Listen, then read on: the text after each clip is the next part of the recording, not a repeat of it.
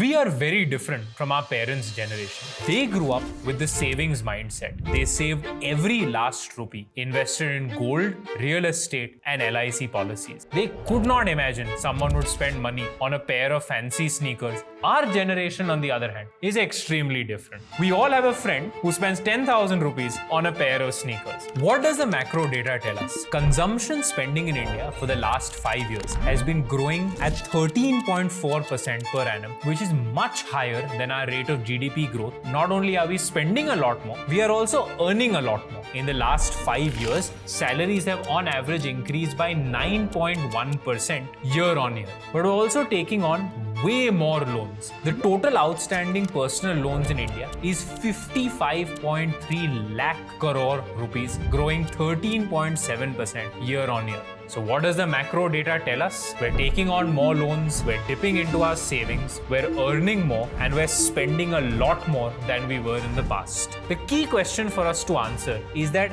as income rises, as debt accumulates, and as consumption patterns change amongst the youth of India, how is India's youth spending their money? Welcome to this week's breakdown, where we answer the question, how does India spend its money?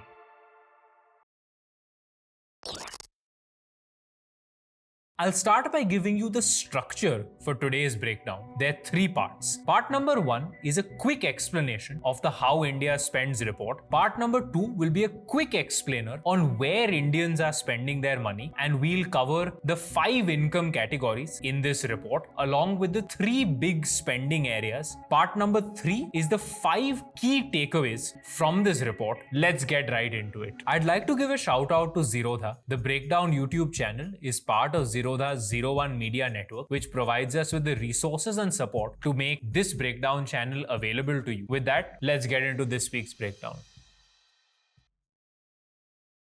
If you've ever done an online KYC from the bank, quite likely that the technology company that is behind that digital customer journey that you went through was Perfios. Perfios is an Indian SaaS company that focuses exclusively on the financial services sector. The How India Spends report is based on a sample size of 30 lakh Indians who have availed of an unsecured personal loan through Perfios' engine, and Perfios has looked at the spending pattern of these users from January 2023 to December 2023. 30 lakh people over 1 year who have taken some form of digital unsecured personal loan. In this report, Perfios has split the income categories of the users in 5 distinct buckets. So the 5 income categories in this report are: the entry-level professional is up to 20,000 rupees per month. They're typically a blue-collar worker doing gig jobs. The emerging professional earns 20,000 rupees to 40,000 rupees per month, typically in their second or third job. The established professional is someone who has a few years of work experience under the belt. They earn between 40,000 to 75,000 rupees per month. The mid-level professional is someone who earns 75,000 rupees to 1 lakh rupees per month. The high income earner is typically in IT, technology, BFSI, a domain that has higher salaries, or is a slightly more experienced professional, and they earn upwards of 1 lakh rupees per month. To answer how India spends its money, we have to understand the different categories of spending. According to the Perfios team, there are 3 types of spending: obligation, necessity, and discretionary spending. Obligation spending refers to any expense which is auto-deducted from your bank account via an e-NACH or an e-mandate. This could include your home loan EMI, a personal loan EMI, a car loan EMI, an education loan EMI, or any other form of outstanding mandate. It could also be your insurance premium. It is something that you are obligated to pay because of a financial decision that you have made. When it comes to necessities, necessities include your everyday essential spendings like your rations, fuel, medical expenses, utilities, and even house rent. The third and final category of spending is the discretionary spending. Discretionary spending is any lifestyle purchase, dining out, online gaming, entertainment, spirit, liquor, travel, anything that is not a necessity and something that's not an obligation for you to spend.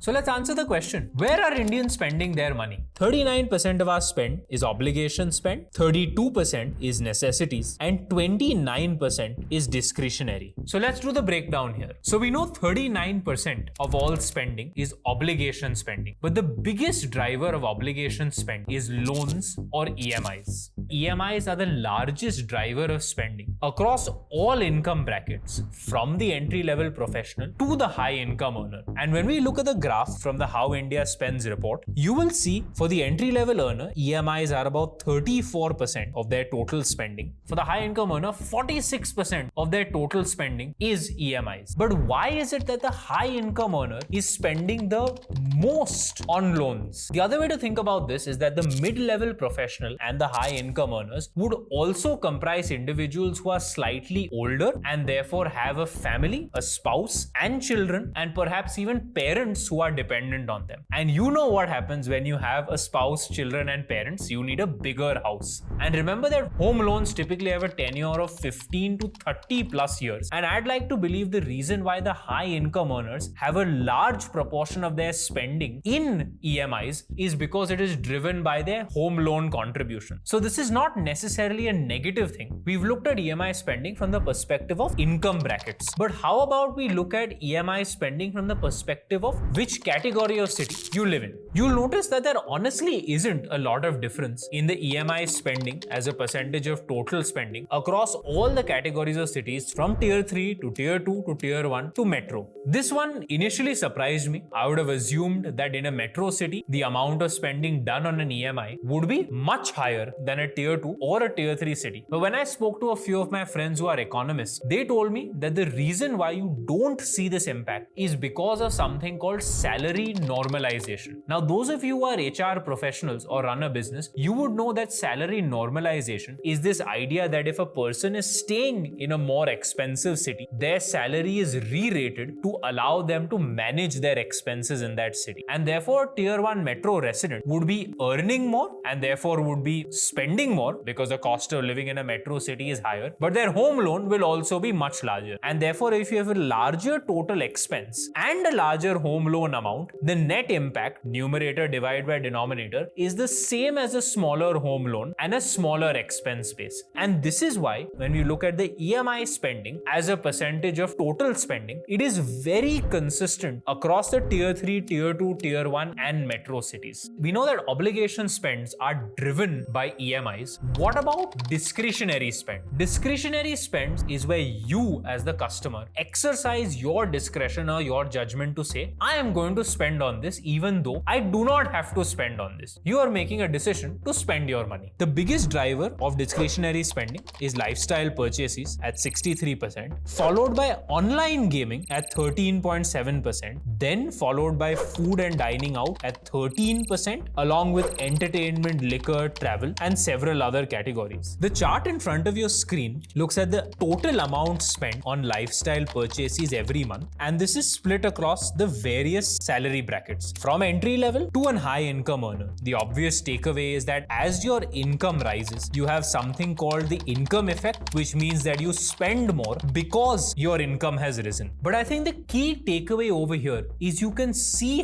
how the aspiration has seeped into India. For the entry level earner, their lifestyle spend of 958 rupees when their salary is below 20,000 rupees a month means they're spending at least 5% of their salary on lifestyle purchases. But when you go to the high income earner, they're spending 3,200 rupees per month on lifestyle purchases, which is give or take 3-ish% at the lower end of their salary. Now, the word lifestyle is a very loaded phrase. So according to the team at Perfios, lifestyle spending can be broken up into certain categories. And therefore, 68% of lifestyle spends are tagged as general, 20% of spends in the lifestyle category as fashion, 8% in electronics, 2% in personal care. And this is aspirational India, where because we aspire to be like other people, and therefore we are spending in some cases ahead of where our income is. We now come to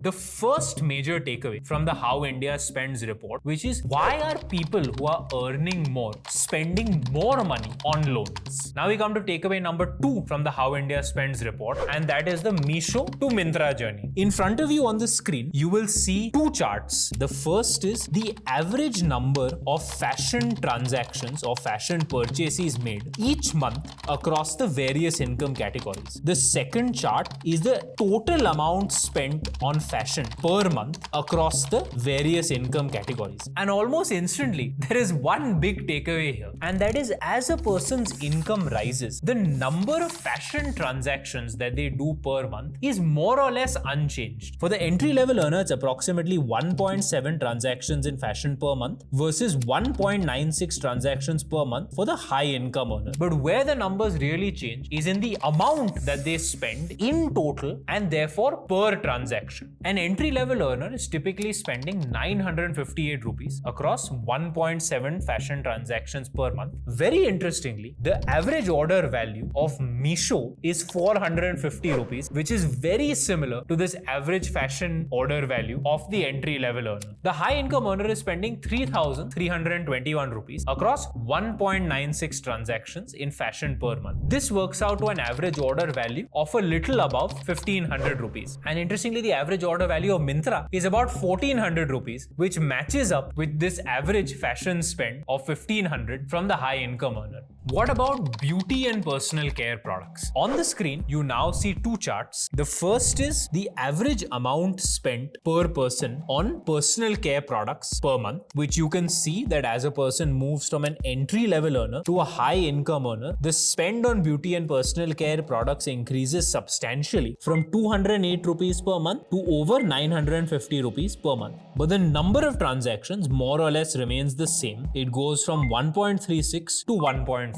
We'll now come to the third big takeaway from the How India Spends report, which is why are Swiggy and Zomato so successful? The answer to this again comes in two charts. The first chart on your screen has the amount spent by a person every month on food-related expenses, where food-related expenses are eating in or dining out. This goes from 492 rupees per month at an entry-level earner all the way to 2,170 rupees for a high-income earner. The average number of transactions per month for food goes from 2.46 per month for an entry-level earner to 4.2 per month for the high-income earner. What is extremely interesting is while in fashion and in BPC, the number of transactions per month did not move. In food, the number of transactions have moved from 2.4 to 4.2 per month as a person moves from the entry-level earner income to the high-income category. And this is why Swiggy and Zomato work, because as a person's income rises, not only do their number of food orders increase, their average order value of a food order also increases. For the entry-level earner, the average order value of a food order is below 250 rupees, and for the high-income earner, the average order value of a food order is more than 500 rupees. We're now at the fourth and final key takeaway from the How India Spends report, and this for me personally was the real eye-opener, and it is on gaming. What shouldn't surprise you is that it is younger people who are spending more on in-game purchases on online gaming platforms. When we look at the data from the How India Spends report, you'll see that 22% of entry-level earners have spent money on online gaming related transactions. Only 12% of high-income earners have spent money on online gaming related transactions. The next mind-boggling insight for me is that online gaming is not just a metro India phenomenon. It is a pan-India phenomenon. The How India Spends report gives us the best data-backed answer that supports my statement. Online gaming is not a metro India phenomenon. And when you look at the chart on your screen right now, you will observe that the average number of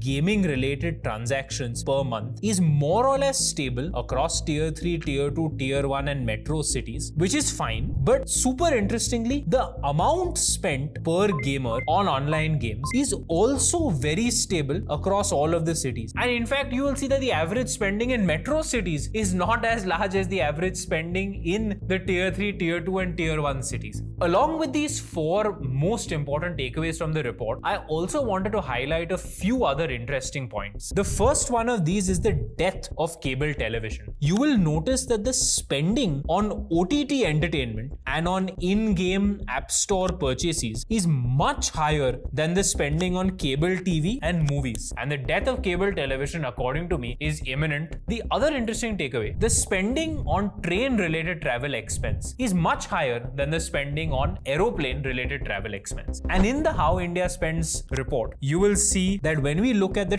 travel spend, train dominates with 48% of the spending, followed by road travel, which would be bus, private car, auto, etc. Then followed by accommodation, and air travel is almost 1/4 of the train spending. Here is where your mind is going to be blown. The average entry-level earner is spending 1.6 times their salary on their credit card. A high-income earner is spending 67% of their salary on their credit card. Now for me, spending 25% of my salary on my credit card, 67% just sounds crazy. And 166% for the low-income earners is just on a different league. A lot of your entry-level income-earning professionals would also include college students and very early career professionals who are often also supported by their family, and therefore their salary is not their only source of income. So that's reasonable, but this just goes to tell you how obsessed we are with credit card spending in this country. And that's a wrap on this week's breakdown. Let's do a quick recap of the 4 major takeaways from this report. The first one is that your high income earners tend to be the ones who spend the most amount on loans, very often because they take home loans for their family, car loans, and education loans. Second takeaway is as your income rises, in your fashion spending, you go from your Meesho to your Myntra journey. Takeaway number 3 is that the reason why Swiggy and Zomato are successful in India is that as your income rises, your average order value and your number of food transactions per month rise together. And the fourth and final takeaway, gaming is not just a Metro India phenomenon, it's a pan-India phenomenon. So hopefully with this week's breakdown, we've been able to answer how India spends. We'd love to hear from you. What was the insight that blew your mind? Please do like, comment, subscribe, hit the bell icon, and we'd love to see you in next week's breakdown.